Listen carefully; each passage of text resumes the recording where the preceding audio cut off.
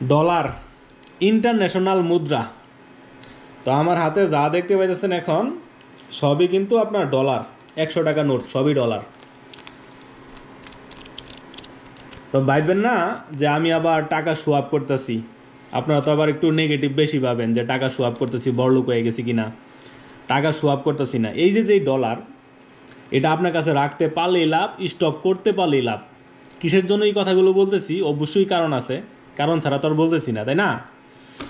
তো আমি আমেরিকাতে আসি, 3 বছরের বেশি আমেরিকাতে আসি। তো যখন এখানে আসছিলাম, যখন প্রথম অবস্থায় টাকা পাঠাইতাম দেশে 2021-22-এর দিকে, তখন এই ডলারের রেট ছিল, প্রতি ডলারের রেট ছিল বাংলাদেশি টাকায় 79, 82, 85, 87 কইরা। 2021-22-এর কথা, যখন আমি দেশে টাকা পাঠাইতাম।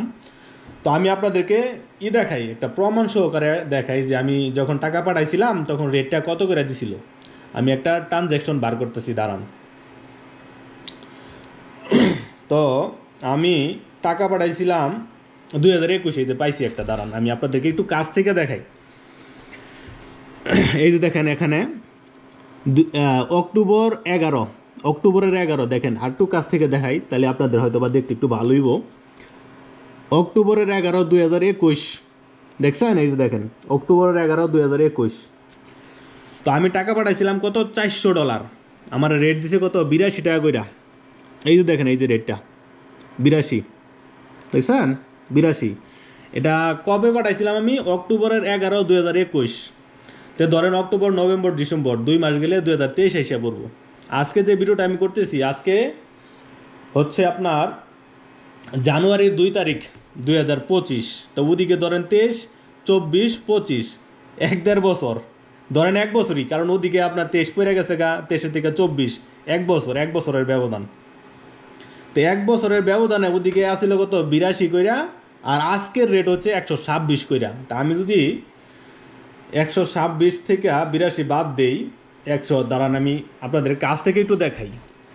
এই যে দেখেন 126 মাইনাস 82, প্রতি ডলারে বাড়ছে হচ্ছে 44 টাকা কইরা, বাংলাদেশি টাকা 44 টাকা কইরা প্রতি ডলারে বাড়ছে।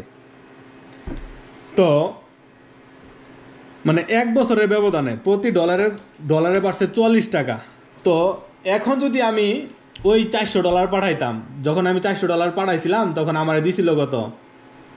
33,000 টাকা। এই দেখেন 33,000, আমি আপনাদের দেখাই, এই যে 33,131 টাকা দিছিল ওই সময়টাতে, 2021-এ পাঠাইছিলাম অক্টোবরের 11 তারিখে। তো আজকে যদি আমি 400 টাকা পাঠাইতাম, তাহলে আজকে রেটে আমি একটু ধরি, 400 × 126, দেখেন 50,400 টাকা। তো দেখেন আমি এখান থেকে 50,400 মাইনাস 33,000 বাদ দিই। তো আজকে যদি এই টাকাটা আমি দেশে পাঠাইতাম, আজকে 2021-এ না পাঠাই, আজকে যদি পাঠাইতাম, তাহলে 17,000 টাকা অটোমেটিক লাভ হয়ে যেত, কোনো দরা ছোঁয়ার বাইরে। তো সেই জন্যই বলতেছি যে এই ডলার রাখতে পারলেই লাভ, স্টক করতে পারলেই লাভ।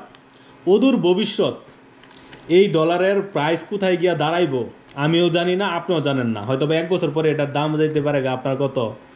150 টাকা এত ইজি যাইব, আমি যেটা মনে করতেছি। 1 বছরের ব্যবধানে যদি 44 টাকা বাড়ে, তো এখন 2025 চলতেছে, 2026-এ তো এটা 150 টাকা ইজি হইব।